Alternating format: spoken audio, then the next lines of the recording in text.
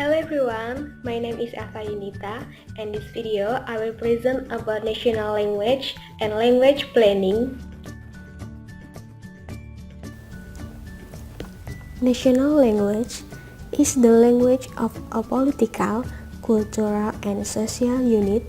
It is generally developed and used as a symbol of national unity. Its functions are to identify the nation and unite its people. Official language is simply a language which may be used for government business. Its function is primarily utilitarian rather than symbolic. Next, official status and minority language. Many minorities would like to gain official status for their language, but the cost in terms of providing service and information in all official language are considerable, and most governments count them carefully. What breeds a national language? Many countries have regarded the development of a single national language as a way of symbolizing the unity of a nation. And next, planning for a national official language for function and attitudes.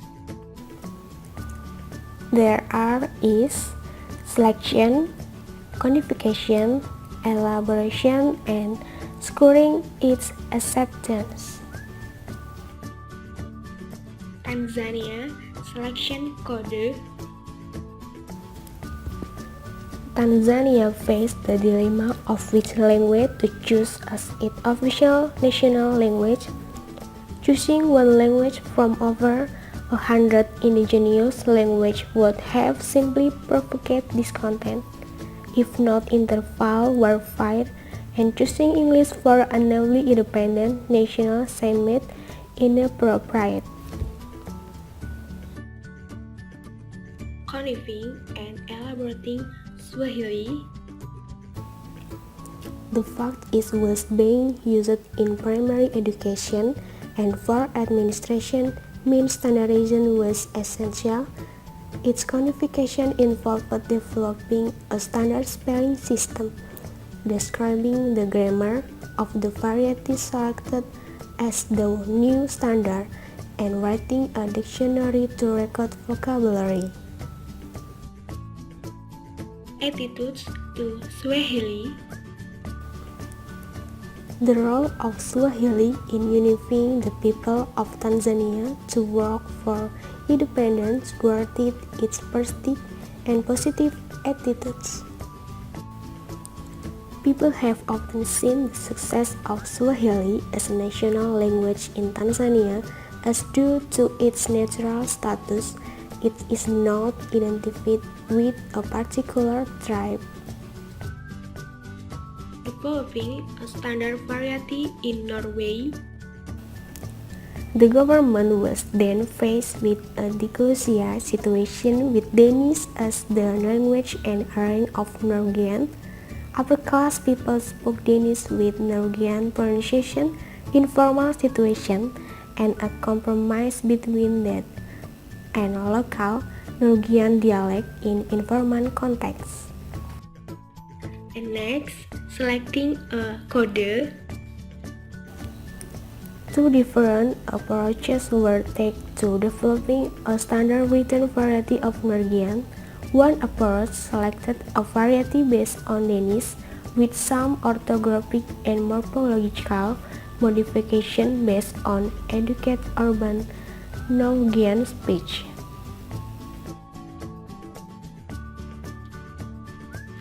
Codification and elaboration.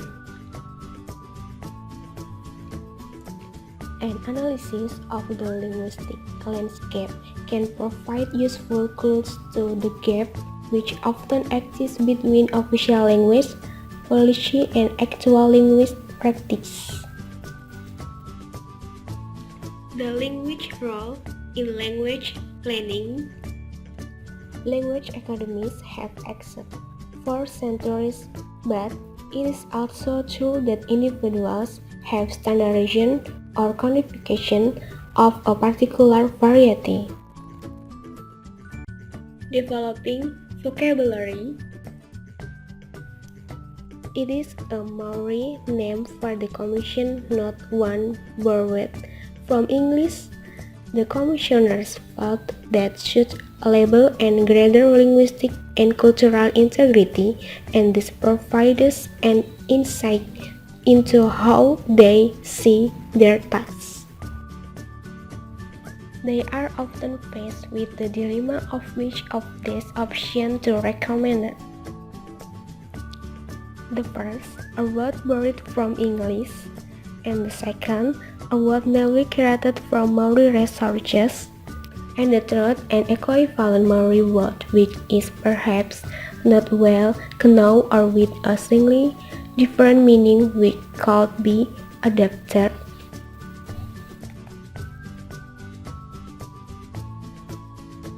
And next, acceptance.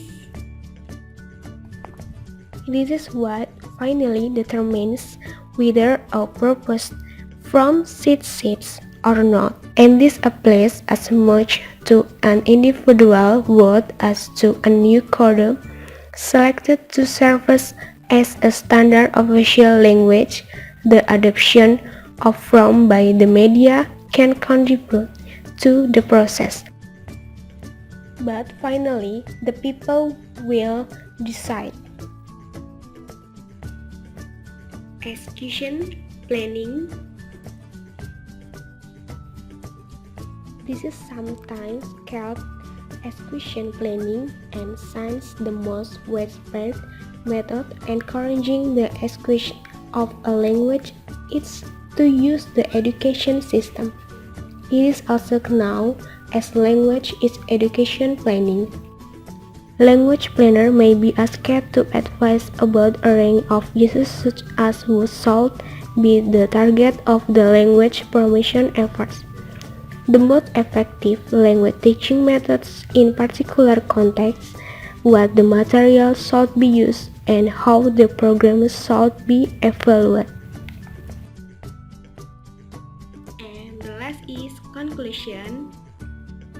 Language planning is defined most simply as deliberate language change concerned mainly with the language policy of countries and states rather the language behavior of individuals. Okay everyone, I think my explanation is enough and I hope this video useful for you and thank you for watching.